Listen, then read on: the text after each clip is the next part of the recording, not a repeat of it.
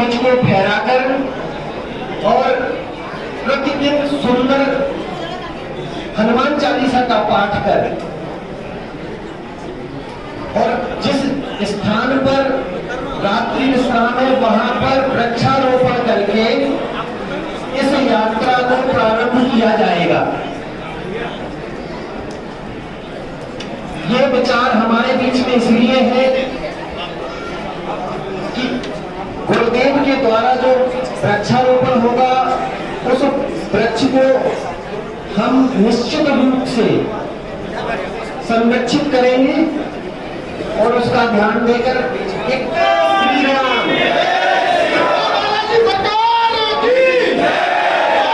हिंदू राष्ट्र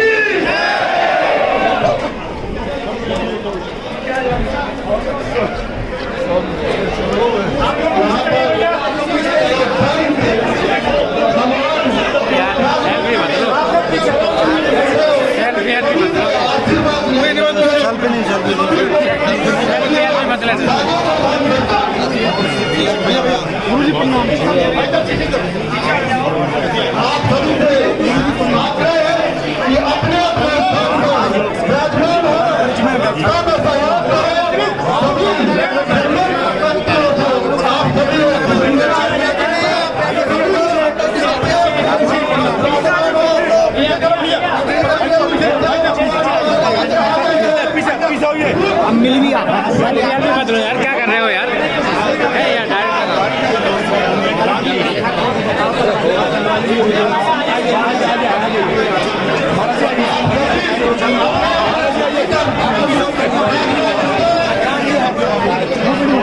आप सभी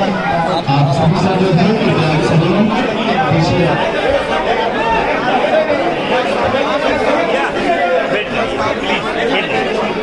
जो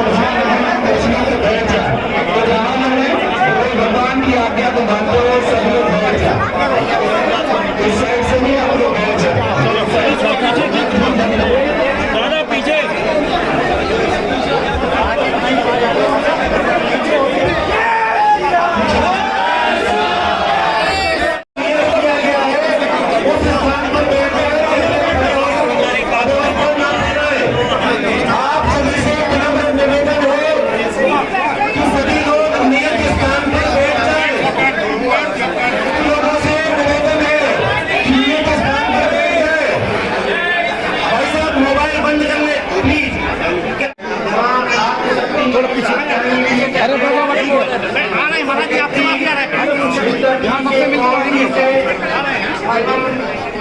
डॉक्टर किशोर चावला सीईओ सिंगापुर मंदिर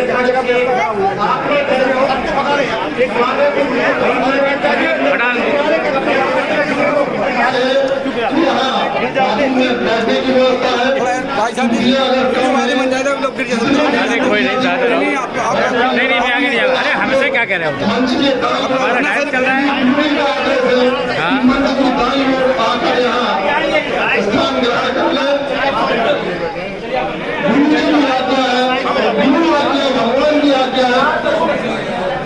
हम सभी यहाँ मंच के दाईं ओर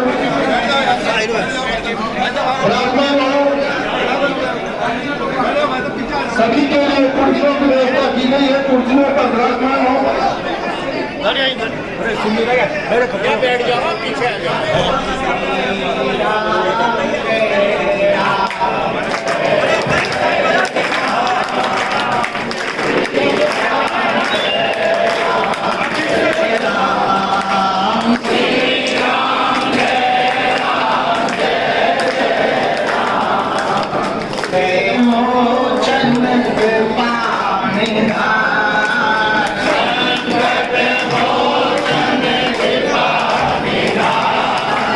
जय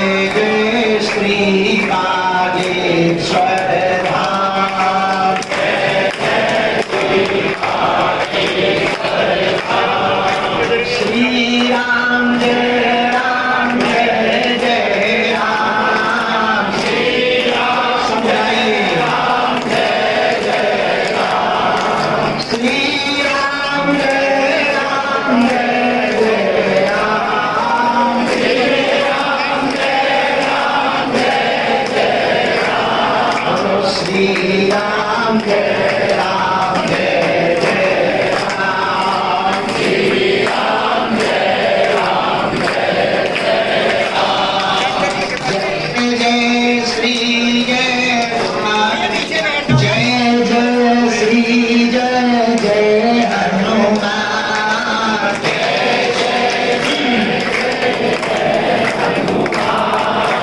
श्री राम जय राम जय जय राम श्री राम जय राम जय जय राम भक्ति आदि शक्ति माँ कात्यायनी माता की पुरुषोत्तम मैया की माता महाराज की बाबा की समाधि वाले बाबा की दादा गुरुजी महाराज की श्री सीताराम नाम भगवान की कालिंदी मैया यमुना महारानी की दिल्ली के पागलों की हरियाणा के पागलों की यूपी के पागलों की बागेश्वर धाम के पगलन की संत समाज की सभी संतों की सभी महंतों की महामंडलेश्वर आचार्यों की पूज्यपाद जगतगुरु भगवान श्री तुलसी पीठाधीश्वर सरकार की बागेश्वर धाम सुंदरकांड मंडल की बागेश्वर धाम दिल्ली मंडल की बागेश्वर धाम हरियाणा मंडल की बुंदेलखंड मंडल की पानीपत मंडल की संपूर्ण यात्रा के प्रभारी मंडलों की जो केवल फोटो भर खिंचाने आए उनकी जो केवल आज भर दिखेंगे बाद में पदयात्रा में 1% नहीं दिखेंगे उनकी कात्यायनी माता मंदिर के सभी ट्रस्टियों की इस मंदिर पर सेवा करने वाले सभी सेवादारों की आचार्य पुरोहित पंडों की बड़े भाग्यशाली है। कल श्रीधाम वृंदावन में बैठक थी। लगभग 200 महापुरुष एक ही मंच पर उपस्थित हुए थे और वृंदावन में संगोष्ठी में ये निर्णय लिया गया, ये दूसरी पदयात्रा यमुना बचाओ हिंदू जगाओ हिंदू राष्ट्र यात्रा होगी।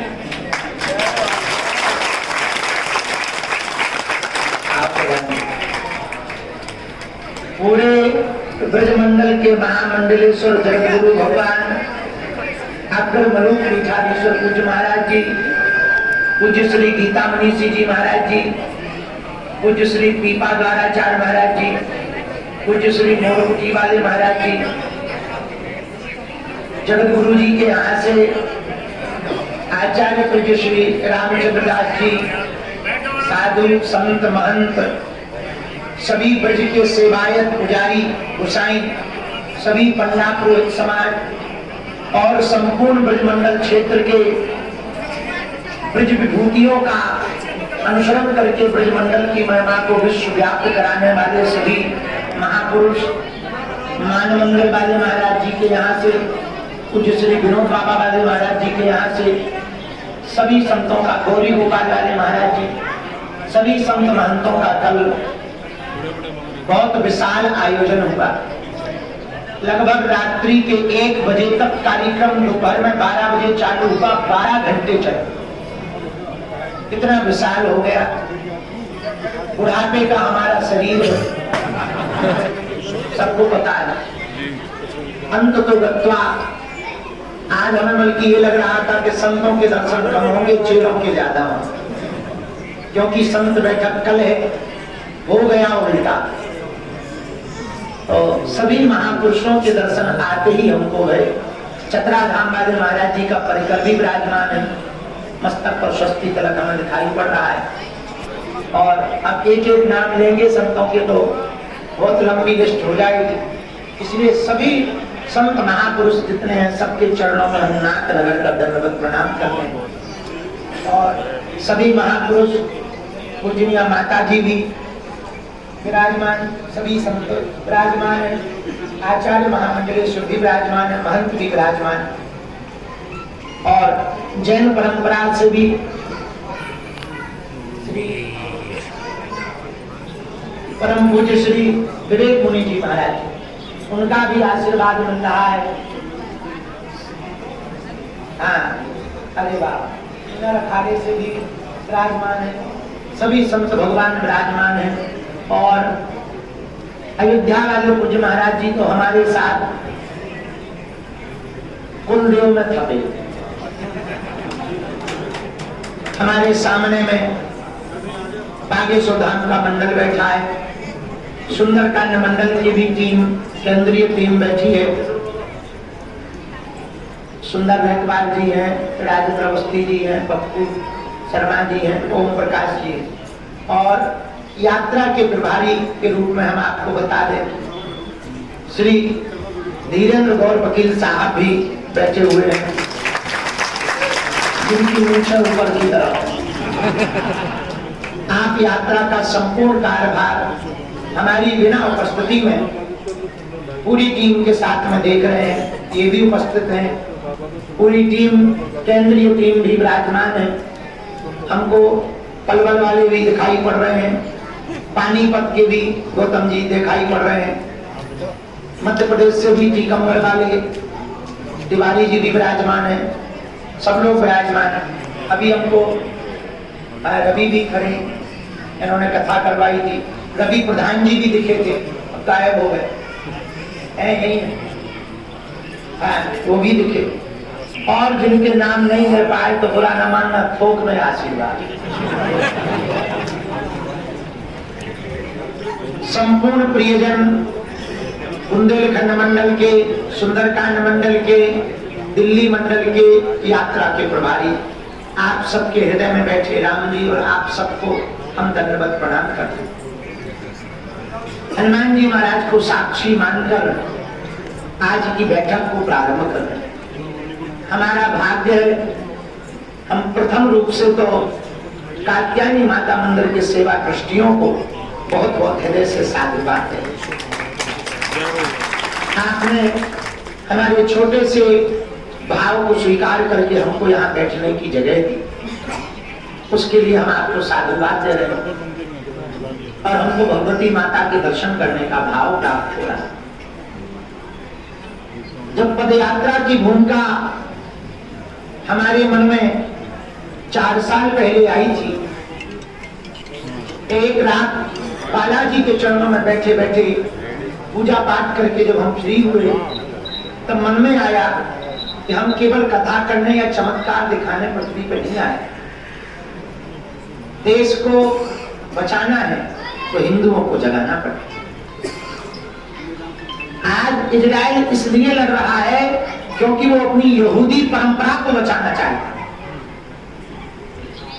वो अपनी संस्कृति को बचाना चाहेगा। हम हिंदुओं की हालत इतनी बदतर है। कल पूज्य श्री राजूदास जी महाराज जी ने जो बात बताई, हमारे मन से आज तक नहीं गई। 24 घंटे वही सोच चल रहा। हिंदुओं की हालत बहुत खराब है। आप लोग 9 राज्यों में अल्पसंख्यक हो गए, असम, त्रिपुरा, मेघालय, नागालैंड, पश्चिम बंगाल, मणिपुर। आपकी आबादी नित्य प्रतिदिन घटती जा रही है। आपकी बुजदिल और कायरपन के कारण विरोधी ताकतें लगातार कुठाराघात कर रही हैं। कभी थूक जिहाद के नाम पर, कभी मूत्र जिहाद के नाम पर, कभी जमीन जिहाद के नाम पर, कभी रामचरितमानस को जलाया जाता तो कहीं गौ माता को काटा जा रहा, तो कहीं हिंदुओं का पलायन करवाया जा रहा, तो कहीं हिंदू देवी देवताओं का अपमान किया जा रहा। आज की बैठक बहुत महत्वपूर्ण बैठक है, इसलिए मोबाइल का विषय बहुत कम है, दिल का विषय बहुत ज्यादा है। आज की बैठक में आप हमारी बात को बहुत गंभीरता से सुनना। साधु समाज भी बैठा है, हमारे बागेश्वर धाम का मंडल भी बैठा है और आप लोग भी बैठे।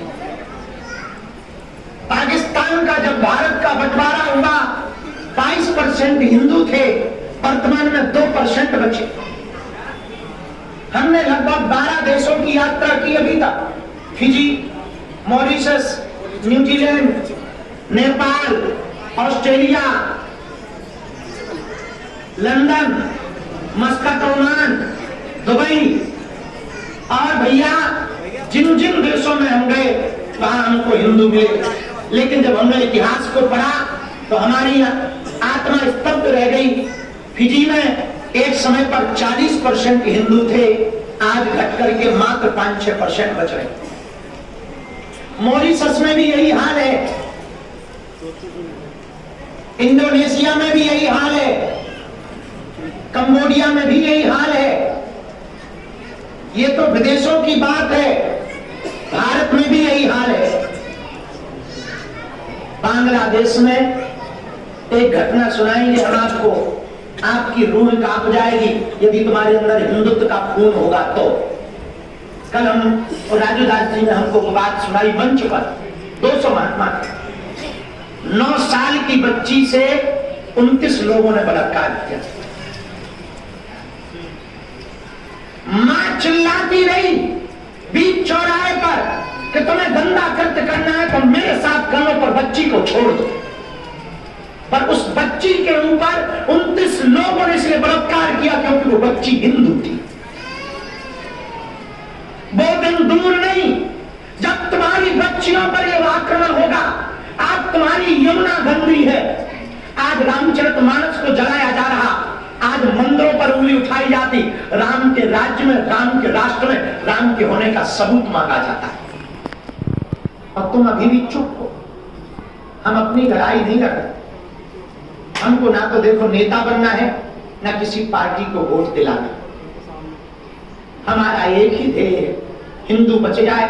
लेकिन इस रास्ते में जितनी विपदाओं को हम भोग रहे हम जान रहे, जितनी आफतों को हम भोग रहे हम जान रहे, लेकिन हम सिपाही की तरह जब तक मृत्यु नहीं आएगी तब तक हम हिंदुओं के लिए लड़ें।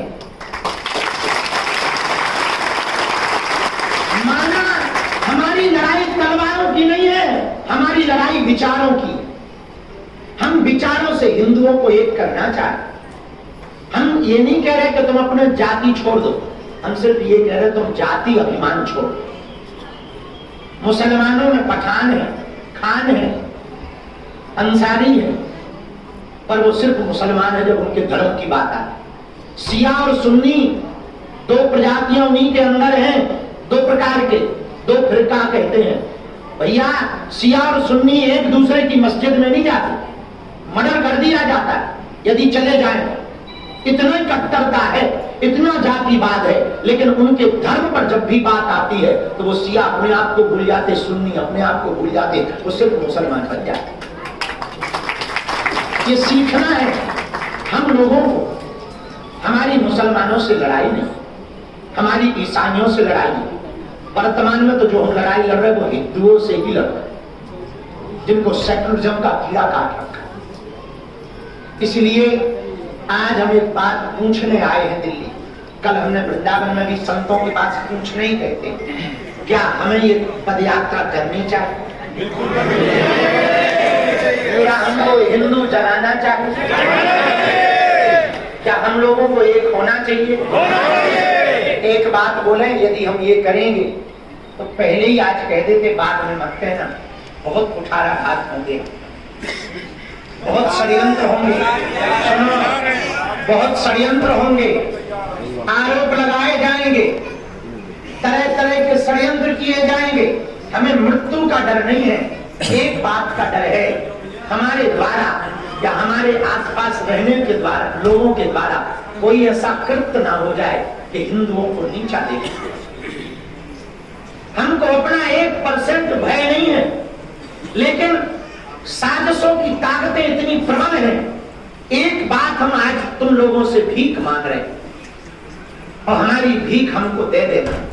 हम किसी को जवाब नहीं देंगे, वो जवाब तुम्हें देना पड़ेगा। और हमको ना तो सोशल मीडिया पर चाहिए आप, ना फोटोबाजी में चाहिए, हमें सिर्फ ना हमें आपका सपोर्ट चाहिए, ना वोट चाहिए। आप अपने लिए खुद सपोर्ट करें कि आप हिंदू हैं और 24 घंटे में 1 घंटे का समय हिंदू राष्ट्र के लिए निकालें।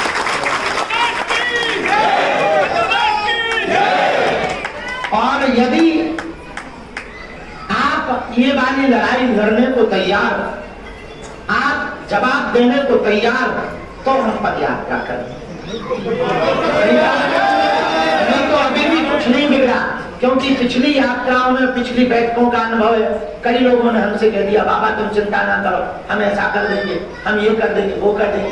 बाद में पता लगा ऐसी हालत हो गई कि हमें रातों रात मुसीबत आ गई। वो लोग पीछे भग गए, फोन नहीं उठाए। सही बता रहे हैं। हाँ, उनका कोई काम आता था और उन्हें आशीर्वाद लेना हो, चमत्कार देखना हो, या भूत खेलन लगे या कछु तुरंत अरे बाबा। और हमारी जब हमको कहा कि भाई पदयात्रा है, आप ऐसा कर देना, इतनी सी थोड़ी सी सहायता कर देना या हमारे साथ चल पड़ना, वो आए तो फोटो खिंचाओ चलिए, बुरा ना मानना। हमारी बहुत विनम्रता पूर्वक प्रार्थना है, हमें धन की आवश्यकता नहीं। इस पदयात्रा में कोई भी आपसे 1 रुपया मांगे, हमारी आज घोषणा है, किसी भी पदयात्रा में, धाम के किसी भी कार्य में भगवान की कृपा से सब चल रहा है। हॉस्पिटल वाले काम को छोड़कर बाकी हमको कहीं पर भी आपसे धन की आवश्यकता नहीं है। पदयात्रा में हमें आपसे आर्थिक सहयोग नहीं, तन और मन का सहयोग चाहिए। हाँ, दे दो तो मना भी नहीं। आओ। और हमारे पिताजी मुख्यमंत्री है जनता राज्य, तो दे दो तो मना भी नहीं है, लेकिन आर्थिक रूप से सहयोग की या सपोर्ट की आवश्यकता नहीं। आपके विचारों की सपोर्ट की आवश्यकता है, आपके साथ चलने की सपोर्ट की आवश्यकता है, क्योंकि ये पदयात्रा देश की भौगोलिक स्थिति बदलेगी। ये पदयात्रा चूंकि राजधानी से है, हम कल वृंदावन गए तो किसी ने कहा कि वृंदावन से दिल्ली तो सब आते हैं, आप दिल्ली से वृंदावन क्यों जा रहे हैं? हम कहा नेताओं को मुंह लेके कौन जा रहा है? मुंह लेके ही जाना तो बाकी बिहारी की तरफ लेके जाए।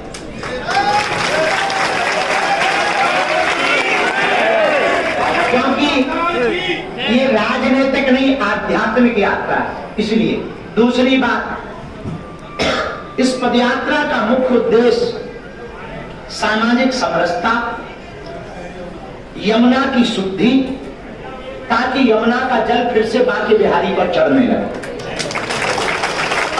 भगवान ठाकुर जी यमुना जी के जल से स्नान करते हैं। यमुना की शुद्धि, सामाजिक समरसता, हिंदुओं की एकता, ब्रज रज को बचाना, मथुरा में पुनः ठाकुर जी का भव्य मंदिर बनवाना,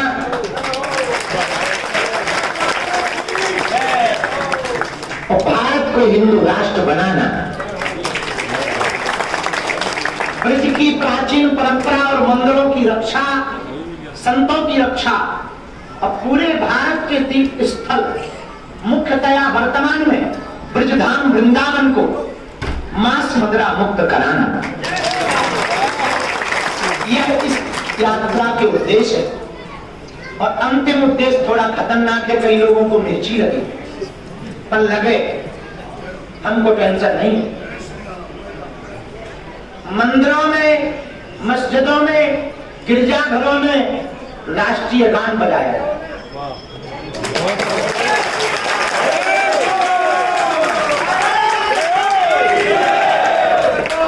भले सप्ताह में 1 दिन बजाया जाए, लेकिन बजाया जाए ताकि देशभक्त देशद्रोही सामने लाया जाए।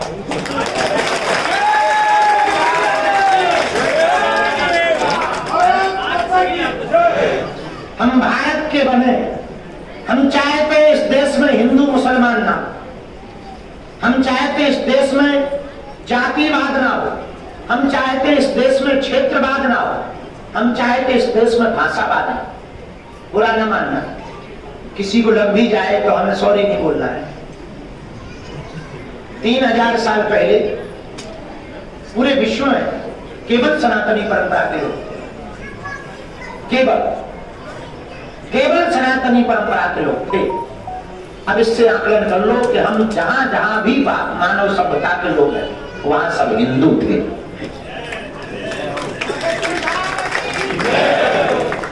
दूसरी बात, आज यदि हम लोग नहीं जागे तो कल वो दिन दूर नहीं है जब पश्चिम बंगाल की तरह तुम्हारा भी घर से निकाला किया जाए। आज यही आप लोग, यदि हम लोग नहीं जागे तो वो दिन दूर नहीं है राजस्थान के कन्हैया लाल दर्जी की तरह तुम्हारे अंदर भी छुरा भोंका जाए। आज यदि तुम लोग नहीं जागे तो वो दिन दूर नहीं है संभल की तरह मंदिर छुपा करके मजाक बनाई जाए। आज यदि तुम लोग नहीं जागे तो वो दिन दूर नहीं है जो बांग्लादेश की बच्ची के साथ हुआ, हो सकता तुम्हारी बच्चियों के साथ। और तुम बुरा ना मानना, भगवान करे हो ना, पर इसके लिए जगना तो पड़ेगा। धर्म का मतलब पूजा पाठ या घंटी बजाना भर नहीं है। धर्म का मतलब ये भी है कि अधर्म के खिलाफ आवाज उठाना। तुमने धर्म का मतलब केवल पूजा पाठ, मंदिर या तिलक लगाना समझ लिया, मूर्खता है। धर्म का मतलब मानवता पर दया करना, धर्म का मतलब सबको गले लगाना। हम मुसलमानों को भी गले लगाने को तैयार है, बस कायदे में बुरे। इंसान है, हम उनका बुरा नहीं चाहते, उनमें भी मनुष्य है, हम उनका बुरा नहीं चाहते। ईसाइयों का हम बुरा नहीं चाहते, हम तो पाकिस्तान तक का बुरा नहीं चाहते। उससे भी कह रहे बेटा ले ले सारा। इतना उदारवादी है भाई। हम पाकिस्तान से कह रहे कि मोहित साहब टेंशन ना लो, विलय कर लो। हमें क्या दिक्कत है भाई, घर वापसी कर ले, आ जा। मतलब 47 में अलग होगा तो वापसी कर लो। और बेटा आगे बाप के पास ही आता, कहां जाएगा? इतना बड़ा दिल किसका होगा जो पूरे देश को कह दे कि आ जा? ये सनातन का ही इतना बड़ा दिल हो सकता है। बसपा हो, निर्दलीय हो, भाजपा हो, जो भी पार्टियां हैं, हमें पूरे नाम पता नहीं है। सभी पार्टियों के प्रमुखों को, पार्टियों के सदस्यों को, सबको अपनी तरफ से निमंत्रण दें और सबको जो आना चाहे सबका स्वागत करें। हम तो कहते हैं देखो बुरा ना मानना, ये बात लिखने वाली नहीं सुनने वाली है। इस देश के ज्यादातर मुसलमानों के पूर्वज हिंदू हैं। ज्यादातर मुसलमानों के पूर्वज हिंदू हैं, क्योंकि बाकी मुसलमान तो 47 में पाकिस्तान चले गए। तो ज्यादातर मुसलमानों के पूर्वज हिंदू हैं, उनको बहुत बेहतर मौका है।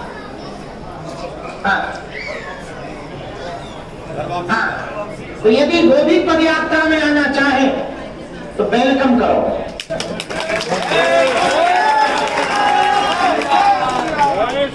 इतना उदार दिल सनातन का ही हो सकता।